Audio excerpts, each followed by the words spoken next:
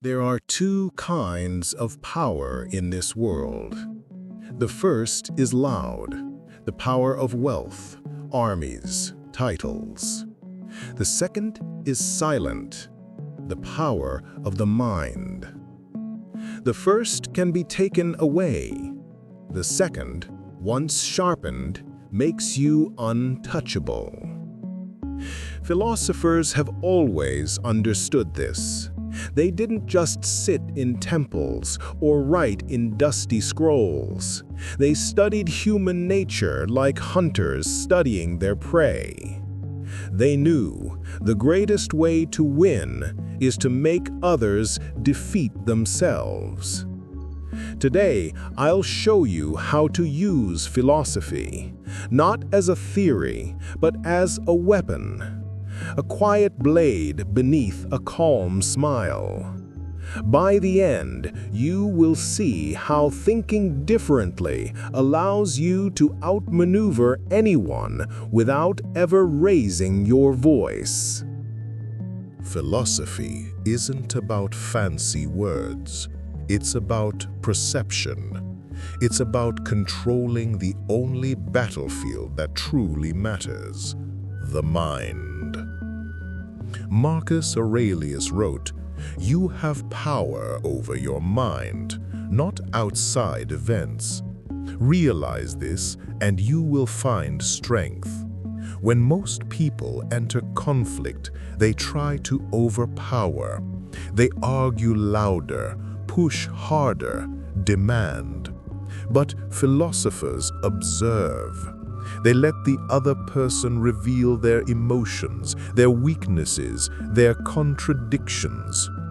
You don't outsmart someone by having more facts. You outsmart them by understanding their patterns. A person ruled by ego is predictable.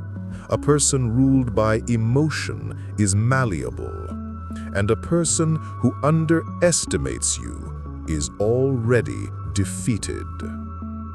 Let's begin with the first weapon, detachment.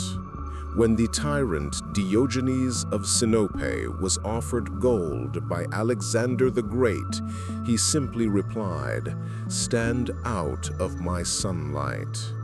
Everyone expected flattery, fear, or worship, but Diogenes understood something deeper. When someone expects a reaction and you give them nothing, they lose control. Most people are enslaved by reaction. Say something insulting and they defend. Show them power and they submit. Offer them gold and they obey. But Diogenes did not react. He stood above the game. In that moment, the conqueror of nations became a boy in the presence of a philosopher. Detachment creates psychological asymmetry. While others are pulled into the storm, you remain calm.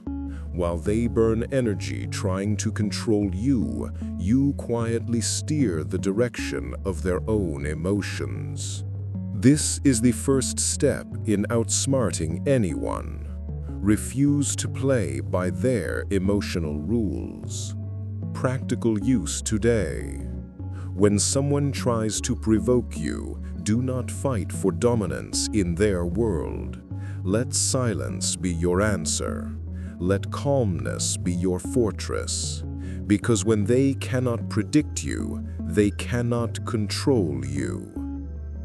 The second weapon is frame control, the ability to define the terms of reality before anyone else can. Niccolò Machiavelli understood this deeply. He observed that the one who frames the battlefield rarely needs to fight the war. When a ruler wants to control a people, they don't need chains. They need a story. Because whoever defines the story defines the mind.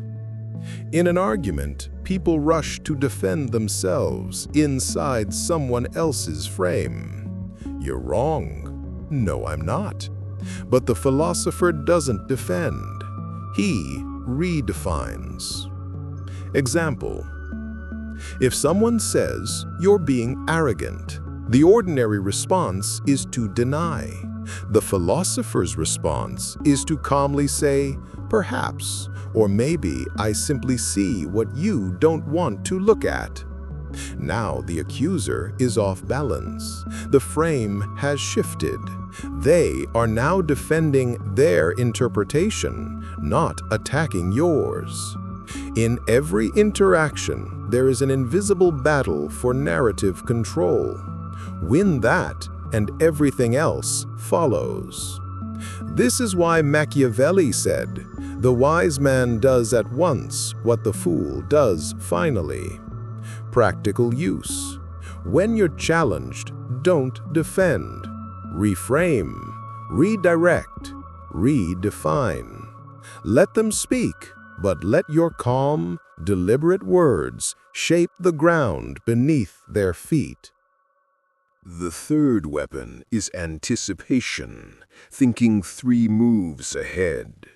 Sun Tzu wrote, "The supreme art of war is to subdue the enemy without fighting." Philosophers aren't prophets, they are observers.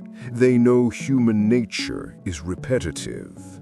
Anger has a rhythm, pride has a pattern, desire is predictable. Imagine a chessboard. Your opponent moves a pawn forward, emotional outburst.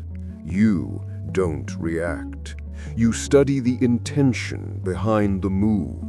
Where is this emotion leading? What are they trying to make me do? The person who anticipates does not need to resist force with force. They guide the inevitable. Example: in political debates, the most dangerous thinker is not the loudest, but the quietest. He already knows what you will say before you say it. And when you finally deliver your argument, he simply steps aside and lets you collapse under your own weight.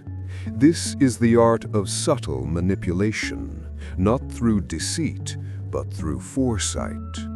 Practical use. Study people when they are not watching.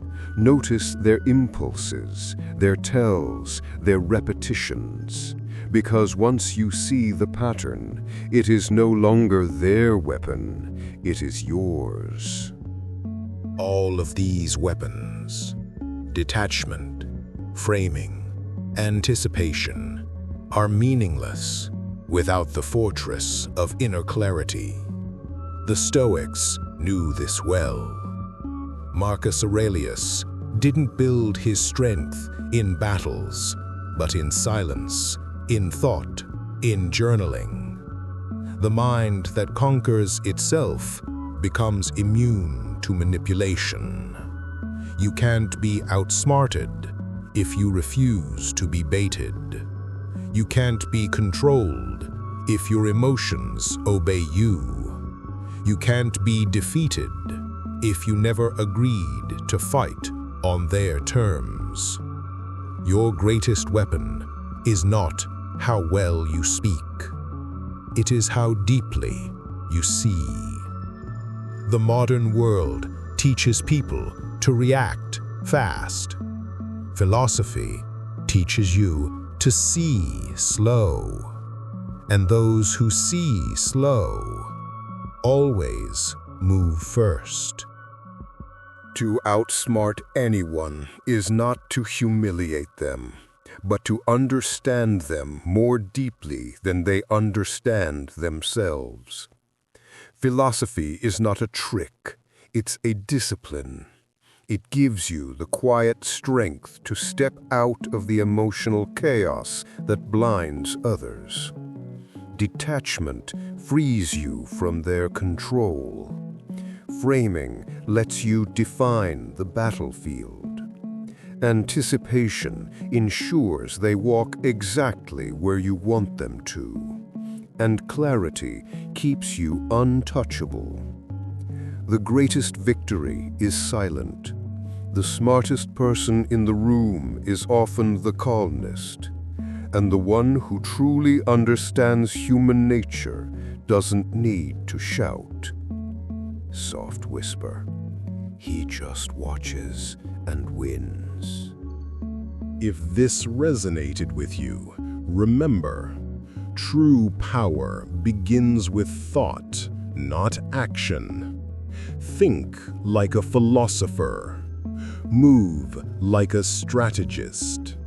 And the world will reveal its patterns to you.